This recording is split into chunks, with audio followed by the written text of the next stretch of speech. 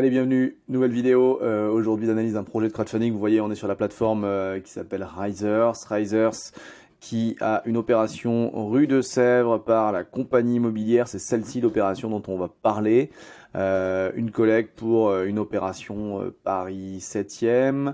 620 000 euros de collecte à 10,5 sur une durée de 12 mois. C'est un projet d'achat, rénovation, revente.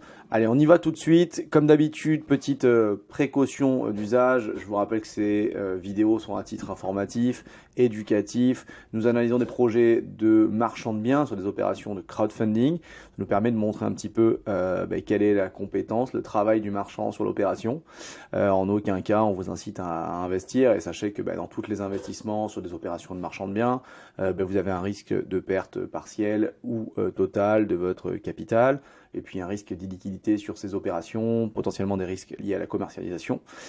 Donc investissez en toute connaissance de cause. Voilà, ceci étant dit, comme d'habitude, on passe à l'analyse. Alors on a une analyse qui est très complète sur Risers, mais je vous avoue que je préfère toujours prendre la plaquette au complet. Comme ça on a encore plus d'éléments. Donc on est, vous pour les amateurs parisiens, ici c'est le Bon Marché, donc c'est un magasin un peu historique parisien, une épicerie assez incroyable. Donc s'ils mettent ça, c'est que le projet est pas très loin, et effectivement vous allez voir, il est pas très loin. Donc on a un projet qui est porté par une personne qui s'appelle Maxime Richard via sa société La Compagnie Immobilière. Expérience importante dans l'immobilier, il a géré des travaux pour le compte d'autres professionnels et il a réalisé plusieurs opérations.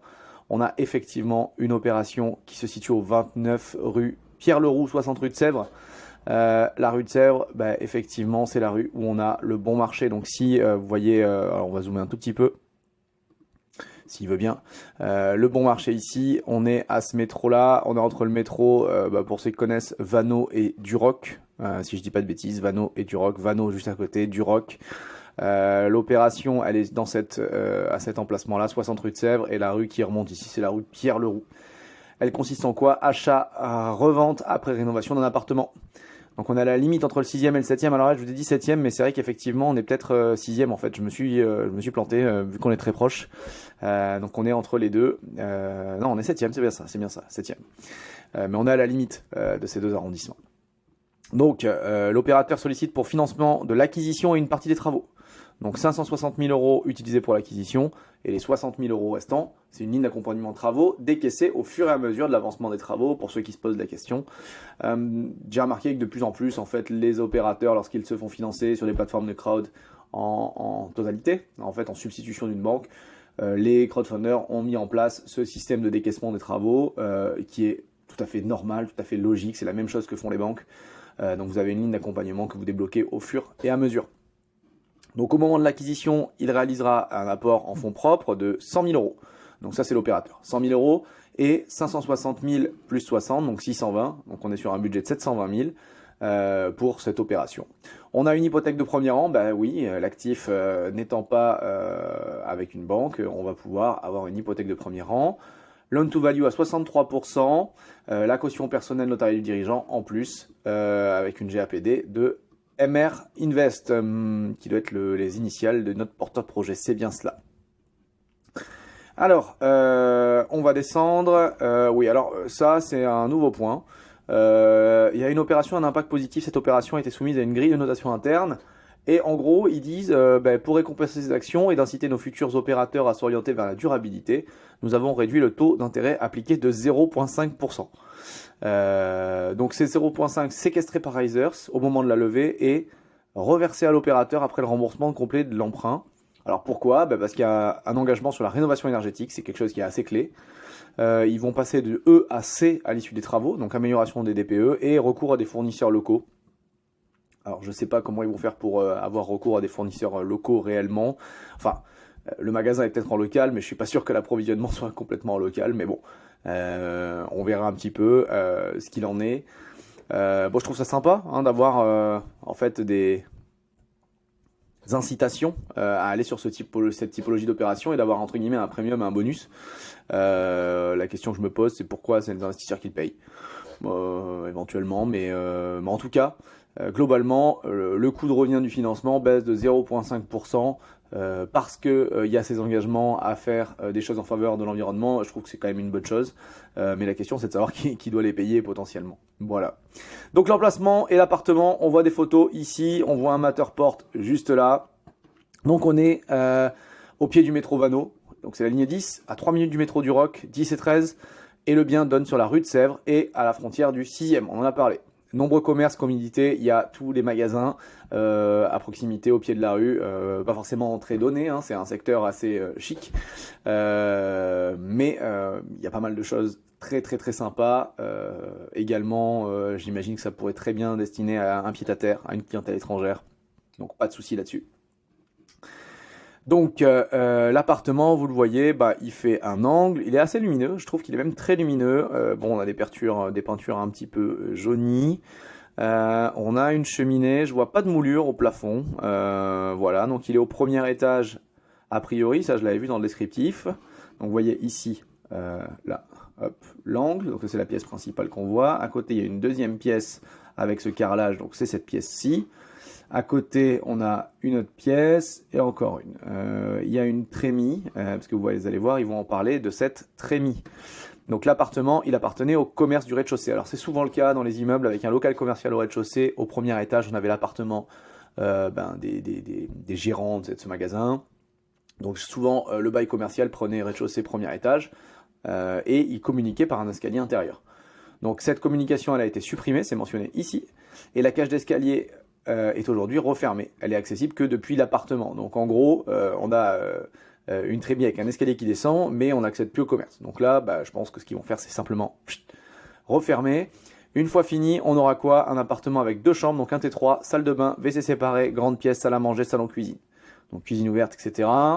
Grande pièce, 2 chambres, salle de bain, salon, sur 64 mètres carrés, tout à fait cohérent.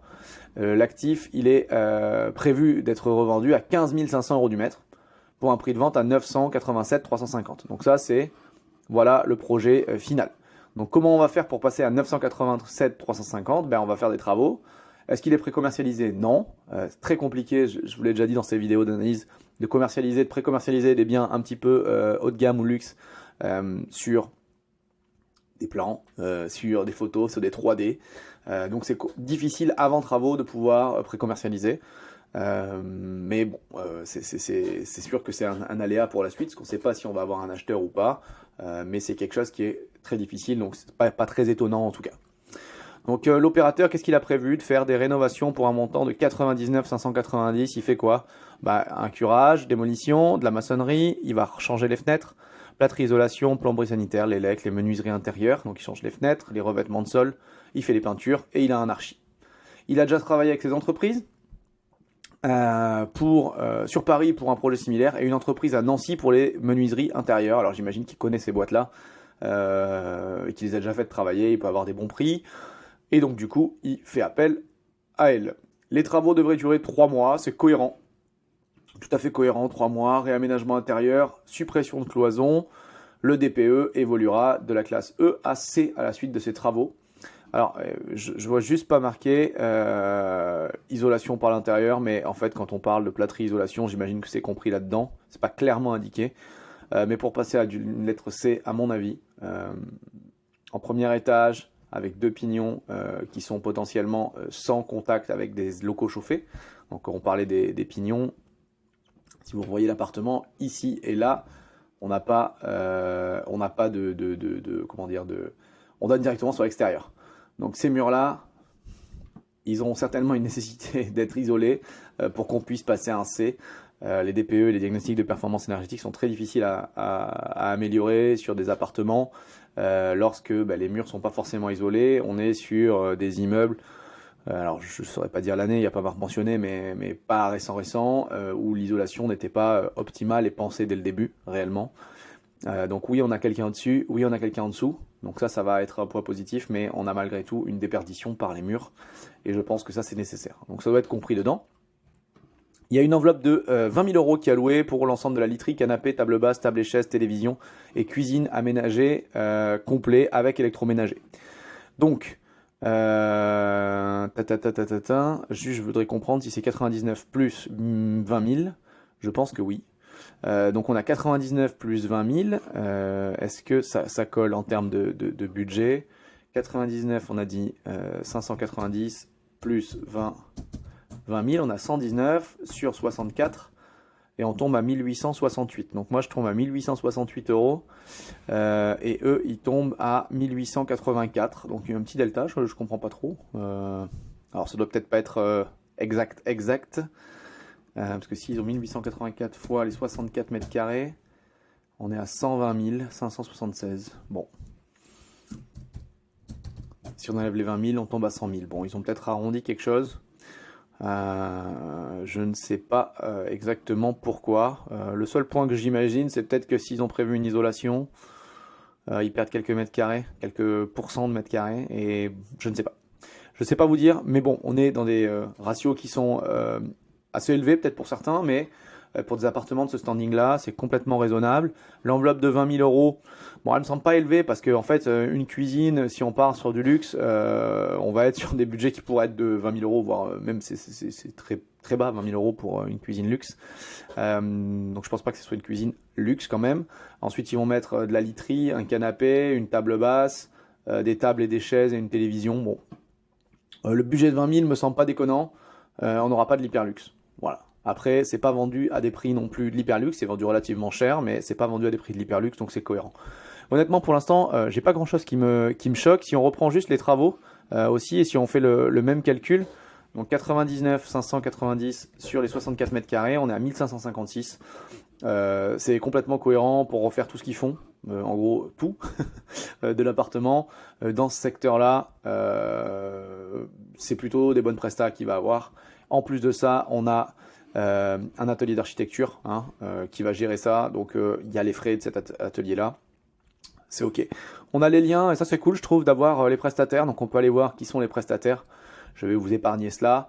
Ce qui est intéressant, c'est de voir les prix du marché. Donc, c'est un diagramme qui ressemble un petit peu à celui qui est fait par la première brique. Désolé de les citer sur cette vidéo. Mais Risers utilise le même diagramme. Donc, vous avez différentes estimations avec les prix hauts, les prix bas. Donc, en bleu, c'est les différents sites prix bas, prix haut. Prix bas, prix haut, prix bas, prix haut. En jaune, le prix de l'opération prévisionnelle de sortie. Le prix break-even qui est désolé, noir, bleu foncé, bleu marine.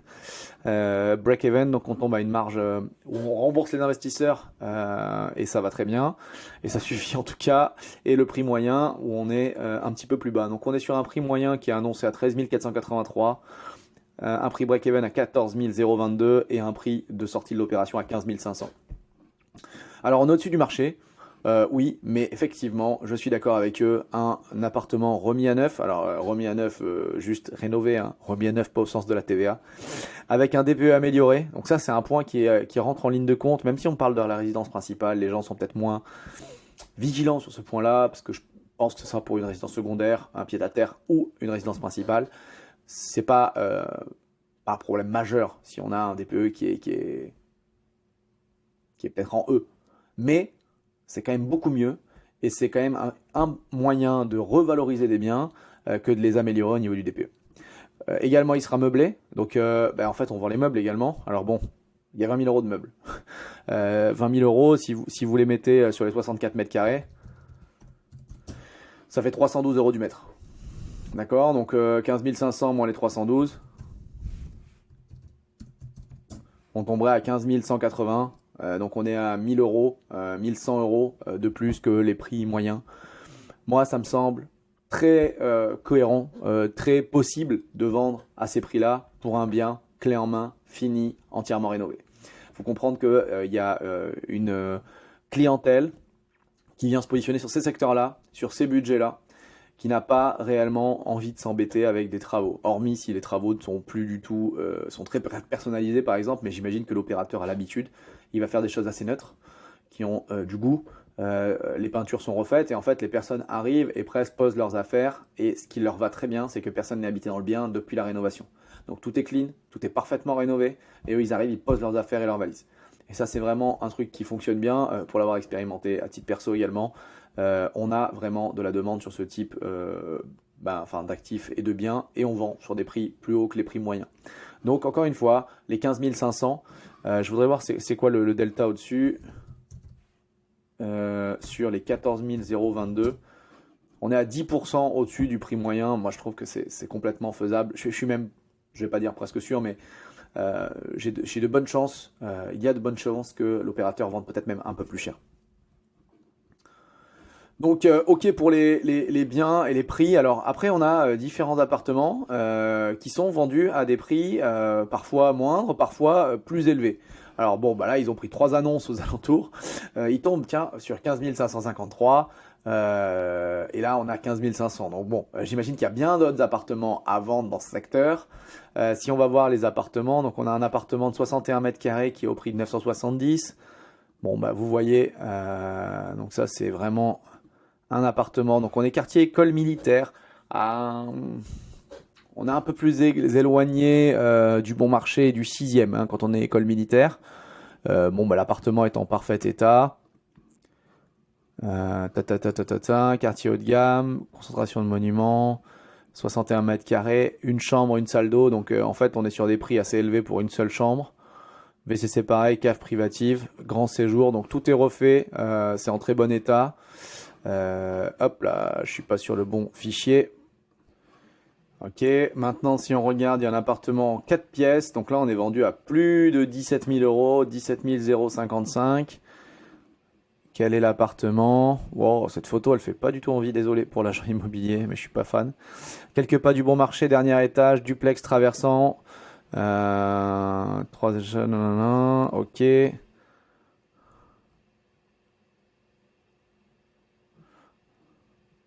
Bon, grande description, je trouve pas ça très vendeur, je trouve pas les photos dingues. Donc on est sur un duplex. Donc pour certaines personnes, c'est quelque chose qui est assez gênant. Ouais, on a un bien de belle qualité. Bon, pour des biens comme ça, d'avoir un photographe où on voit sur la photo, je suis navré pour cet agent immobilier, mais je trouve ça pas très cool. Les matériaux ont l'air sympas, mais j'ai pas l'impression que ce soit aussi travaillé, aussi poussé, aussi neuf que ce qui va être fait. Il manque de quelque chose dans cet appart. Et pourtant, il est mis en vente à un prix plus élevé. Hop, retournons sur la plaquette.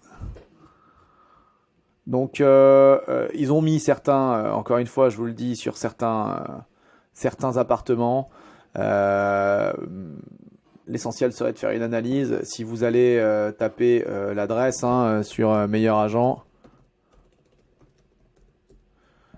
à Paris, on va tomber sur un Meilleur Agent. Moi, je l'avais déjà fait. On voit que des prix, alors ça va alerter certains en disant bah, c'est 3396, ouais, mais sur un bien complètement rénové, sur un bien qui va être meublé, c'est pas déconnant. Alors un point qui peut être à noter, c'est le fait qu'on soit au premier étage, et généralement c'est les appartements à Paris qui sont décotés. Parce que le premier étage, il y a un plus grand risque de nuisance, on est plus bas, on a moins de visibilité. On va avoir un peu de vis-à-vis avec les immeubles haussmanniens qui font plutôt 6 ou 7 étages en face. Également, il y a un plus grand risque potentiellement de cambriolage ou d'accès aux appartements. Donc c'est quelque chose qui est un peu moins prisé. Les appartements les plus prisés, c'est plutôt s'il y en a un ascenseur, notamment un 4-5e étage, parce qu'on va avoir plus de lumière et de luminosité. Donc le 5e étage, c'est souvent l'appartement le plus prisé. Malgré tout, je pense que c'est cohérent de vouloir revendre dans les 15 000 euros. Voilà, ensuite, ça n'engage que moi sur cette discussion-là, mais je pense que c'est complètement envisageable. Maintenant, on va avoir le planning de l'opération. Voilà. Compromis de vente le 15-11. Il va réitérer le 31-01. Donc il lui reste 9 jours pour acheter et récolter l'argent. Donc il récolte l'argent rapidement. Début des travaux en février. Bah oui, il achète le 31, donc il débute en février. Remboursement au plus tard de l'emprunt en janvier 2025. Est-ce que c'est cohérent en termes de planning? Février, début des travaux, on a 3 mois de travaux, février, mars, avril. Il va commencer à commercialiser à une belle période, c'est la période du printemps. Il a jusqu'en janvier pour revendre. Sachant qu'à Paris, pour ceux qui ne le savent pas, on n'a pas forcément de DIA, donc de préemption. Les ventes peuvent être très rapides, surtout si on a un acheteur cash. Et donc ça peut aussi fluidifier la vitesse de revente de l'opération. Au niveau du montage, on a Risers qui met une obligation auprès de la compagnie immobilière qui se garantit sur Maxime Richard, caution personnelle notariée, et une GAPD sur Mister Invest. Et la compagnie immobilière va flécher les fonds et les amener sur l'opération rue de Sèvres. Donc la compagnie immobilière, une SAS, 1000 euros de capital, va emprunter avec un emprunt obligataire. La SAS MR Invest est garantie à première demande. On a un taux de 10,5 par an, durée de 12 mois, date d'émission le 31/01. Et remboursement à la vente avec minimum 6 mois d'intérêt. Bon, de toute façon, je pense qu'il les aura. Parce que vendre en moins de 6 mois avec 3 mois de travaux, plus les délais de commercialisation, ça semble cohérent par rapport à ça. Donc on a parlé de l'hypothèque, de la caution perso, des GAPD, remboursement anticipé si la vente de l'actif. Ok, puis maintenant regardons le bilan. Donc, coût de revient à l'acquisition, on a 777 986, c'est ça moi qui m'intéresse. Ce coût d'acquisition, il est réparti entre 552 380, il achète 9100 du mètre, hein, vous voyez les prix. Les frais de négo, donc c'est les honoraires d'agence, les frais de mutation qui sont réduits, les frais de prise de garantie par Risers, les travaux, 100 000 euros, l'ameublement, 20 000 euros, et les frais financiers de 50 000 euros. Donc on achète 9100 du mètre. Regardez, 9100 du mètre, on est bien en dessous des prix bas annoncés. Donc il achète bien, bravo à lui. Il finit à 777, donc 12 213, et il prévoit de revendre à 15 500. Sachant que on a sur ce prix-là 47 000 euros d'honoraires de commercialisation, donc 5%, c'était mentionné à l'avance.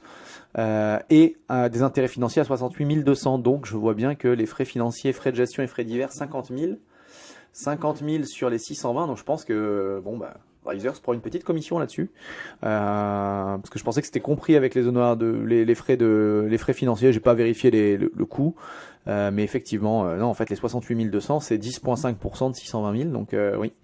Des frais financiers, frais de gestion et frais divers. Faudrait voir ce qu'il y a. Est-ce qu'il prend des frais de gestion? C'est possible, mais je pense pas sur une opération comme ça. Les frais d'archi, a priori, c'était compris dans le reste des frais. Donc ça doit être les frais financiers peut-être de la plateforme Risers. Donc voilà. Donc on tombe sur une marge qui est relativement basse quand on la regarde. Parce qu'on est à 10% sur le CA. Donc c'est une marge qui est basse. Et ça, c'est un point qui peut être un petit peu problématique. Parce que vous voyez, 10%, c'est vraiment les marges basses qu'on s'attend à avoir potentiellement sur 24 mois de portage. En tout cas, quand on va présenter un financement bancaire, il arrive qu'on puisse présenter des opérations 24 mois de portage sur ce type d'opération, achat, rénovation, revente. Donc puis on tombe à 10%, c'est ok, on sait qu'on va faire 12 mois, les frais financiers vont baisser et on va remonter potentiellement à 15 ou 17 ou 20% de marge. Là, on est sur 12 mois. Avec des frais qui sont un petit peu compressés partout et bien tirés déjà et bien optimisés, et on tombe sur 10% sur le chiffre d'affaires. Donc c'est une marge qui est relativement basse. On voit que on a un emprunt de 620 000, les fonds propres 157 000. Alors juste il y a un point là, les 157 000, je pense que ça comprend, parce qu'il parlait de 100 000 euros d'apport, mais ça va comprendre tout ce qui est frais financiers, etc., qui sont payés in fine. Tac. 560 000 sont versés au moment. L'opération devra injecter 100 000 euros en fonds propres au moment de l'acquisition et le reste pour les travaux. Donc en fait, il injecte 100 000 sur l'acquisition, sur le foncier, et le solde, les 57 986, sur la partie travaux. Donc on n'a pas de TVA sur cette opération. Effectivement, un coût de revient de 893 pour une vente à 987, ça laisse pas beaucoup de marge de manœuvre pour l'opérateur en tout cas. Alors pourquoi je dis pour l'opérateur en tout cas? Parce que mine de rien, sur le coût de revient de 893 qu'on voit ici, on va avoir une partie qui est frais d'agence, donc qui peuvent baisser si le montant baisse, mais surtout en fait la sécurité vis-à-vis des emprunteurs ou des investisseurs, elle est quand même relativement là, parce qu'on va avoir en fait une implication de l'opérateur qui est assez importante finalement. On va avoir 157 000 euros sur un prix de revient de 893 000 euros. Donc on a 17,5% d'implication de l'opérateur.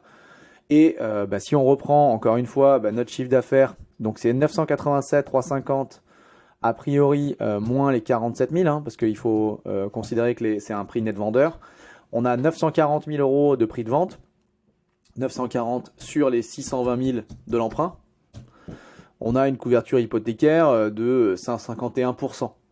Donc a priori, quand on regarde le dossier comme ça, on se dit c'est relativement sécuritaire. Qu'est-ce qui se passe si on stresse un peu les chiffres et admettons qu'on fait une baisse et qu'on retombe sur les prix qui sont mentionnés un peu plus haut, hein, donc les prix un peu plus haut avec le prix moyen à 14 000 euros, admettons que le marché se passe pas très bien. Si on prend 14 000 euros fois les 64 mètres carrés, on tombe à 896 000 euros. Fois, allez, on va prendre 0,95, on va enlever 5% d'agence. On serait à 851 200. Alors, je pense que non, c'était pas ça qu'il fallait faire. Hop, on va reprendre les 14 022 fois les 64. 897 sur les 620 000 euros d'emprunt, on tombe avec une couverture quand même de 45%. Donc je trouve que c'est quand même une couverture qui est correcte, même si la marge est relativement faible si on porte tout ça. Oui, effectivement, ils ont calculé les couvertures. La loan to acquisition, elle est de 112%, mais je pense qu'elle est totalement cohérente, parce qu'en fait, la loan to acquisition, déjà, elle est meilleure que ça. Parce qu'en fait, on pourrait revendre plus que 9 100 euros du mètre, je pense, cet appartement. Donc ça, c'est important de le mentionner.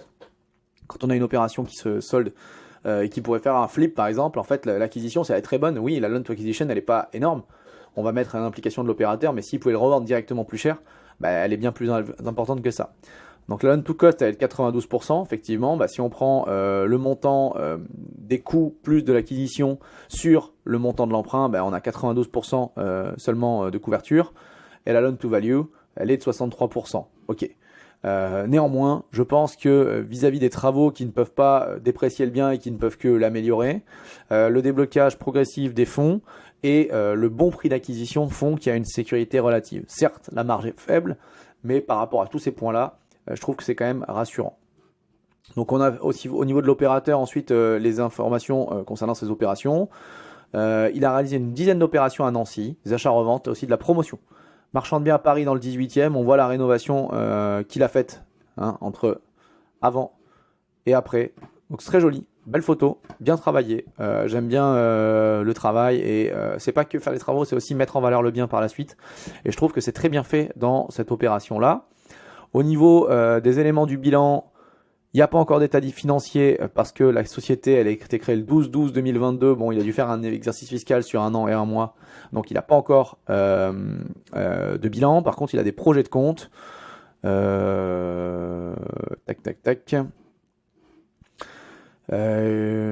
a des créances. Il a des capitaux propres qui sont de 56 000 au 31-12-2022.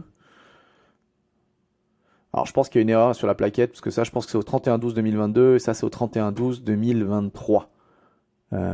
Pardon, je dis n'importe quoi, excusez-moi. Donc ça, la SAS Compagnie Immobilière, les projets de compte ne sont pas là. Non, c'est la SAS MR Finance. Alors, MR Finance, je ne sais pas ce qu'elle fait. Parce que MR Finance, moi, j'avais vu MR Invest, ici, ok, MR Invest, et MR Finance, ah, ok, bon. MR Finance qui est la holding qui détient compagnie immobilière, mais on n'a pas d'informations sur MR Invest, donc je ne sais pas vous renseigner trop là-dessus. MR Finance, elle a quelques dettes auprès d'établissements de crédit, elle a des immobilisations financières pour 25 900, créances clients, ok, d'autres créances, ok. Je ne sais pas quelles sont ces créances, je ne sais pas qu'est-ce que fait cette société, donc je suis un peu embêté. Je suis un petit peu embêté sur ce point-là pour analyser le compte et les bilans. Elle fait un chiffre d'affaires de 57 000, 69 000, donc je ne sais pas ce qu'elle fait exactement. Donc c'est de la refacturation, soit je ne sais pas. On a un résultat en tout cas net qui était de 17 000, qui passe à 38 000.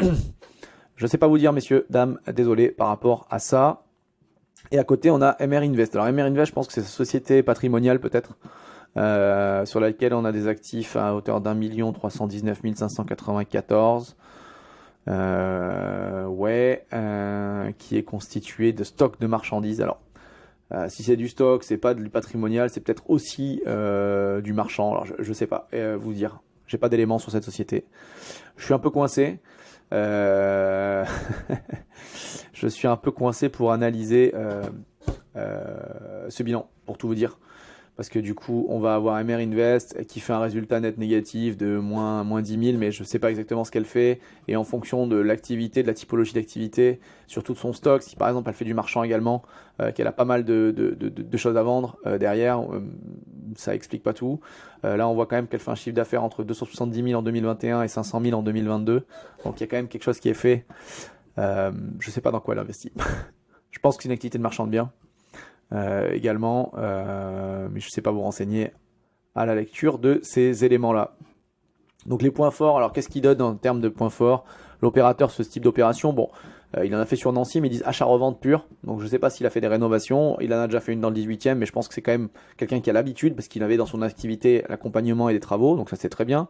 Hypothèque de premier rang, très bon. Apport en fonds propres conséquent sur 20% environ du coût de revient total, oui quasiment, effectivement. Localisation premium, moi je trouve c'est ça surtout, hein. Localisation premium et le prix d'achat en fait.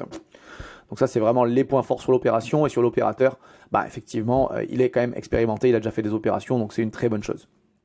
Les points de vigilance, pas de précommercialisation, ça c'est évident, ok. Situation géopolitique actuelle, bon, oui toujours, il y a un aléa par rapport à cela, mais bon voilà. J'aurais rajouté un point, c'est l'état financier ou les états financiers de la boîte relativement récente, mine de rien, il a de l'expérience, mais pas à titre perso, à titre professionnel, mais seulement lui. Il a fait des opérations, mais c'est pas très très clair sur les bilans. Donc j'avoue, je comprends pas très bien la structuration, l'organisation. Peut-être une information là-dessus. J'ai raté peut-être quelque chose sur la lecture de ce projet. Mais j'aurais rajouté ce point-là, et j'aurais rajouté quand même les points de vigilance, c'est la marge qui est relativement faible. On a 10% de marge. Alors, est-ce que j'aurais été sur cette opération, si on reprend tout ça, moi je trouve que l'emplacement est top, il retrouvera des acquéreurs, parce qu'en fait on va être sur comment ça s'appelle, un secteur qui est très très demandé, très prisé. Les prix de revente prévisionnels, on a moins d'1 million. Pour Paris, c'est relativement faible. Sur des biens premium, ça peut être un point négatif d'ailleurs, parce que c'est peut-être même pas assez cher. Il y a certaines personnes qui sont dans ce mood-là, donc c'est assez étonnant. Les travaux de rénovation sont bien chiffrés, l'opérateur a l'air relativement expérimenté, il s'implique quand même à hauteur de 157 000 euros. Moi je trouve que le dossier est quand même bon. Je sais pas si j'aurais investi sur ce dossier-là, parce qu'on voit qu'il y a pas mal d'autres dossiers qui sont un peu plus sécuritaires que celui-ci. La marge est faible, mais je pense que les prix de revente sont sous-estimés. Il va pouvoir vendre peut-être même un peu plus cher. Je pense que ça, c'est envisageable. Donc voilà, je suis un avis un peu mitigé. Alors moi, à titre perso, j'y serais peut-être pas forcément allé, parce que j'ai d'autres projets, comme je vous le disais, un peu plus rentables, je pense, et plus sécures. Néanmoins, je pense que cette opération, compte tenu de la localisation, l'emplacement premium, l'expérience de l'opérateur et, je pense, peut-être la sous-évaluation des prix de revente, ça peut être quelque chose qui fonctionne très très bien. Voilà, donc ça en est fini pour cette vidéo. J'espère que j'ai pas été trop long, que ça vous a donné de l'information supplémentaire sur une analyse de projet à Paris intramuros, crowdfunding. Puis si vous êtes intéressé pour aller investir, vous allez sur le site Risers, vous inscrivez, et puis vous aurez toutes les informations par rapport à cela. Voilà, on en a fini pour cette vidéo. Merci de l'avoir suivi. On est sur la chaîne YouTube du Cercle, la chaîne YouTube des marchands de biens qui font des opérations, et puis on en profite pour analyser les opérations des confrères marchands un peu partout en France en fonction des opérations qui sont présentées sur les plateformes. Donc n'hésitez pas à mettre des commentaires, à vous abonner, à mettre un like, à activer les notifications pour être au courant des prochains projets, et puis potentiellement mieux informé sur cette typologie d'opération. Salut, à très bientôt, ciao.